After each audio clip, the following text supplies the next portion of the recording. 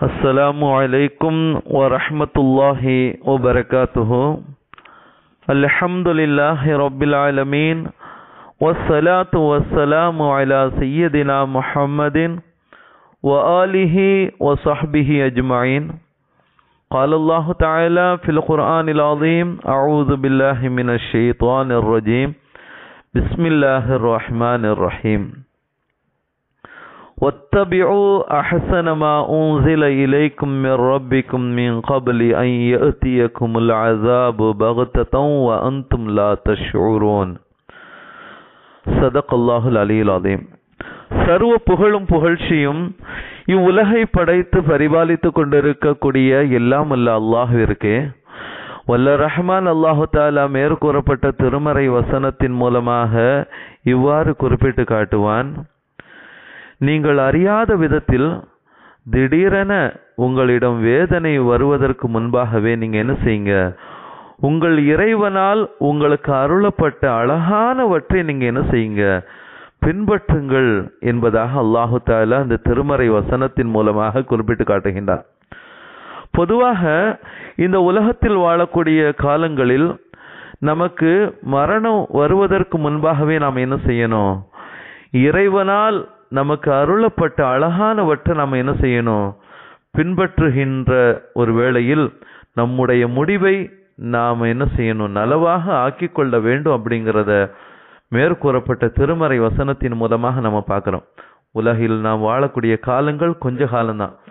அந்த கொஞ்ச காலத்தில் நமக்கு அல்லாஹு தாலா என்னென்ன வகையில் நன்மைகளை செய்யுமாறு நம்மளை அல்லாஹு தாலா கட்டளையிட்டு இருக்கின்றானோ அந்த கட்டளைகளை நாம் என்ன செய்யணும், சரியான முறையில் நிறைவேற்றக்கூடியவங்களாக, இறைவன் நமக்கு அருளப்பட்ட அழகானவற்றை நாம் என்ன செய்யணும், பின்பற்றக்கூடியவங்களாக இருக்கணும். அவ்வாறு நலவாக நாம் ஆக்கிக்கொள்ளும் பட்சத்தில், நம்முடைய முடிவை நலவாக ஆக்கிக்கொள்ளும் பட்சத்தில், நம் இறுதி நேரத்தின் அந்த எல்லா காரியங்களிலும், நாம் மரணமாகக்கூடிய அந்த நேரத்தில் எல்லா விதமான நற்காரியங்களிலும் வானவர்களின் வருகை, அதே போன்று அந்த வானவர்கள் நம்மை சுமந்து செல்லக்கூடிய பாக்கியம் நமக்கு கிடைக்க பெறும் என்பதை கீழ்காணக்கூடிய ஒரு வரலாற்று குறிப்பு நமக்கு ஒரு சிறந்த ஒரு பாடத்தையும் சிறந்த ஒரு உபதேசத்தையும் நமக்கு தரக்கூடியதாக இருக்கின்றது.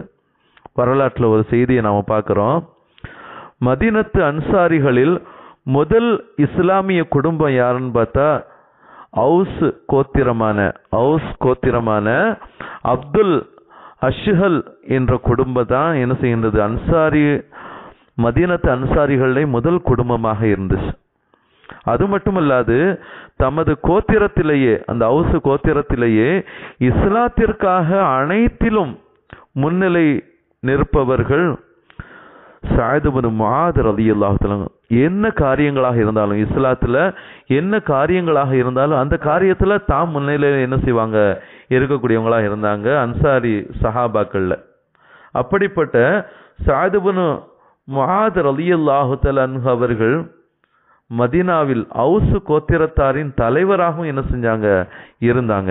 இவங்களை பத்தி நபிகள் நாயகம் ஸல்லல்லாஹு அலைஹி வஸல்லம் அவங்க சொல்லும்போது இவ்வாறு சொல்வாங்க: சையதுல் அன்சார், அன்சாரிகளின் தலைவர் என அண்ணலும் பெருமானார் ஸல்லல்லாஹு அலைஹி வஸல்லம் அவர்கள் என்ன செய்வாங்க, அன்பாக அழைப்பார்கள். அவ்வாறு அன்பாக அழைக்கப்பட்டவர்கள் தான் சஅத் இப்னு முஆத் ரலியல்லாஹு தஆலா அவர்கள் என்பதை நாம் என்ன செய்யறோம், நம்ம பார்க்கிறோம்.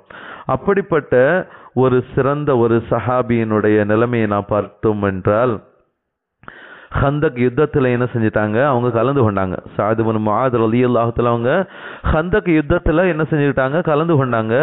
அந்த ஹந்தக் யுத்தத்தில் ஏற்பட்ட காயத்தின் காரணமாக ஒரு மாதத்திற்குள் என்ன செஞ்சாங்க, அன்னார் வஃபாத் ஆகிட்டாங்க. ஒரு மாச காலம் என்ன செஞ்சாங்க, இருந்தாங்க அந்த காயத்தோடு.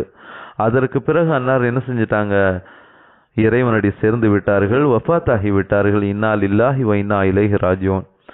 அன்னாரின் இறுதி ஊர்வலம், அன்னாரினுடைய அந்த ஜனாசாவை கொண்டு செல்லக்கூடிய அந்த நல்லடக்கம் பற்றி நபிகள் நாயகம் ஸல்லல்லாஹு அலைஹி வஸல்லம் அவங்க அந்த இறுதி ஊர்வலத்தை பற்றியும் அவர்களுடைய நல்லடக்கம் பற்றி என்ன செய்வாங்க, இவ்வாறு நபிகள் நாயகம் ஸல்லல்லாஹு அலைஹி வஸல்லம் சொல்லுவாங்க: ஃபகால ரசூலுல்லாஹி ஸல்லல்லாஹு அலைஹி வஸல்லம் லகது நஸல 70 அல்ஃப மலக்கின் ஷஹிது சஅத் இப்னு முஆதின் மா வத்திஉல் அர்ல கபல தாலிகல் யோமி.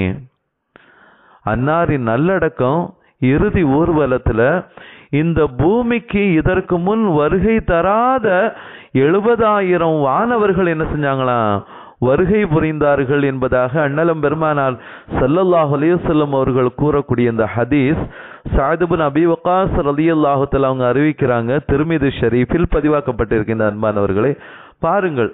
அதாவது இஸ்லாத்திற்காக வேண்டி எல்லா நிலையிலும் முன்னிலை இருந்ததின் காரணத்தினால், முன்னாடி இருந்து செயல்பட்டதின் காரணத்தினால், அந்த இஸ்லாத்திற்காக வேண்டிய தன்னை தியாகம் செய்ததின் காரணத்தினால் அல்லாஹு தாலா 70,000 மலக்குகள், அது இந்த பூமிக்கு இதற்கு முன் வருகை தராத 70,000 வானவர்களை அல்லாஹு தாலா அந்த உலகத்துக்கு அனுப்பி வச்சு அவர்களுடைய அந்த நல்லடக்கத்தில் இறுதி ஊர்வலத்தில் கலந்து கொள்ளக்கூடிய பாக்கியத்தை கொடுத்திருக்கின்றானே. ஆனால் அவங்க எவ்வளவு பெரிய ஒரு பாக்கியம் பெற்றவர்களாக இருந்திருக்கிறாங்க என்பதை நாம் அறிய கடமைப்பட்டிருக்கணும். அது மட்டுமல்லாது மற்றொரு ஹதீஸ்ல நபிகள் நாயகம் ஸல்லல்லாஹு அலைஹி வஸல்லம் அவங்க இவ்வாறு குறிப்பிடுவாங்க. அன் ஜாபிரின் ரலியல்லாஹு தஆலா அன்ஹு சமிஅத்து ரசூலுல்லாஹி ஸல்லல்லாஹு அலைஹி வஸல்லம் யகூலு. ஜாபிர் ரலியல்லாஹு தஆலா அவங்க அறிவிக்கிறாங்க, நபிகள் நாயகம் ஸல்லல்லாஹு அலைஹி வஸல்லம் அவர்கள் இவ்வாறு சொல்ல நான் கேள்விப்பட்டிருக்கிறேன். இஹ்தஸல் அர்ஷு லிமௌத்தி சஅத் இப்னு முஆதின் ரவாஹுல் புகாரி வ முஸ்லிம். ஜாபிர் ரலியல்லாஹு தஆலா அவங்க அறிவிக்கிறாங்க, புகாரி முஸ்லிமில் சஹீஹான முறையில் பதிவாக்கப்பட்டிருக்கின்றது. சஅத் இப்னு முஆத் ரலியல்லாஹு தஆலா அன்ஹு அவர்களின் மரணத்தால் அரிஷ் நடுங்கியது என்பதாக அண்ணலம் பெருமானார் ஸல்லல்லாஹு அலைஹி வஸல்லம் அவர்கள் கூறக்கூடிய இந்த ஹதீஸ ஜாபிர் ரலியல்லாஹு தஆலா அறிவிக்கிறாங்க. அன்பானவர்களே, அது மட்டுமல்லாது நாங்கள் சஅத் இப்னு முஆத் ரலியல்லாஹு தஆலா அவர்களின் உடலை சுமந்து சென்ற பொழுது என்ன இலகுவாக கொண்டு செல்கிறார்கள் என்பதாக முனாஃபிகீன்கள், நயவஞ்சகர்கள் எல்லாம் என்ன செஞ்சாங்க, விமர்சித்து கொண்டிருக்கக்கூடிய ஒரு நேரத்தில் அண்ணலம் பெருமானார் ஸல்லல்லாஹு அலைஹி வஸல்லம் அவங்க இவ்வாறு சொன்னாங்க, வானவர்கள் ஜனாசாவை சுமந்து வருகிறார்கள் என்பதாக அண்ணலம் பெருமானார் ஸல்லல்லாஹு அலைஹி வஸல்லம் அவர்கள் கூறக்கூடிய இந்த ஹதீஸ் அனஸ் ரலியல்லாஹு தஆலா அறிவிக்கிறாங்க. திர்மிதி ஷரீஃபில் பதிவாக்கப்பட்டிருக்கின்ற அன்பானவர்களே, ஆக இதை கொண்டு நோக்கம் என்ன என்பதை நாம் பார்க்கின்ற பொழுது, வாழ்வின் முடிவை நலவாக இது போன்ற பாக்கியங்களை பெற்றவர்களாக வாழ வேண்டும். அப்படி வாழ்வில் நல்லறங்களை நாம் அவசியமான ஒரு தேவையாக ஆக்கி கொண்டு நாம் என்ன செய்யணும், நல்லறங்களில் ஈடுபடக்கூடியவர்களாக இருக்க வேண்டும் என்பதை இந்த மேற்காணக்கூடிய இந்த ஒரு வரலாறு நமக்கு ஒரு சிறந்த ஒரு பாடத்தை தரக்கூடியதாக இருக்கின்றது. அந்த சிறந்த வாழ்வு கிடைக்க இறைவன் கூறியது போல நாம் என்ன செய்யணும், உங்கள் இறைவனால் அருளப்பட்ட அழகானவற்றை நீங்கள் பின்பற்றுங்கள் என்பதாக அல்லாஹு தாலா கூறியதற்கு இணங்க நம் வாழ்வை நாம் என்ன செய்யணும், அமைத்து கொள்ள வேண்டும் என்பதை மேற்காணக்கூடிய அந்த ஹதீஸுகள், இறைமறை வசனங்கள் நமக்கு ஒரு சிறந்த பாடத்தை தரக்கூடியதாக இருக்கின்றது. வந்தோம், வாழ்ந்தோம், போனோம் என்பதாக இல்லாமல் நாம் இந்த உலகத்துக்கு எதற்காக வேண்டி வந்திருக்கிறோம், நம்முடைய நிலைமைகள் என்ன, அந்த தீனுல் இஸ்லாத்தில் நம்ம இருக்கிறோம்னா நம்முடைய அந்த செயல்பாடுகள் எப்படி இருக்கணும், இறைவனால் அருளப்பட்ட அந்த வாழ்க்கை எவ்வாறு நாம் அழகானவற்று பின்பற்ற வேண்டும் என்கின்ற அடிப்படையில் நமக்கு என்ன செய்யப்பட்டிருக்கின்றது, அல்லாஹு தாலா கூறியது போன்று உங்கள் இறைவனால் உங்களுக்கு அருளப்பட்ட அழகானவற்றை நீங்கள் பின்பற்றக்கூடியவங்களாக இருங்க, உங்களுடைய முடிவு சிறந்ததாக இருக்கும் அப்படிங்கிறத வல்ல ரஹ்மான் அல்லாஹு தாலா குறிப்பிட்டதற்கு இணங்க நம்முடைய வாழ்வை அவ்வாறு நாம் ஆக்கிக் கொள்வோம், வாழ்வில் வளம் பெறுவோம். அதே போன்று இது போன்ற பாக்கியங்களை பெறக்கூடிய நல்லடியார்களாக அல்லாஹ் நம் அனைவரையும் ஆக்கி அருள் புரிவானாக. ஆமீன். வாஹிர் தாவாஹும் அனில் அல்ஹம்துலில்லாஹி ரப்பில் ஆலமீன். அஸ்ஸலாமு அலைக்கும் வ ரஹ்மத்துல்லாஹி வ பரகாத்துஹு.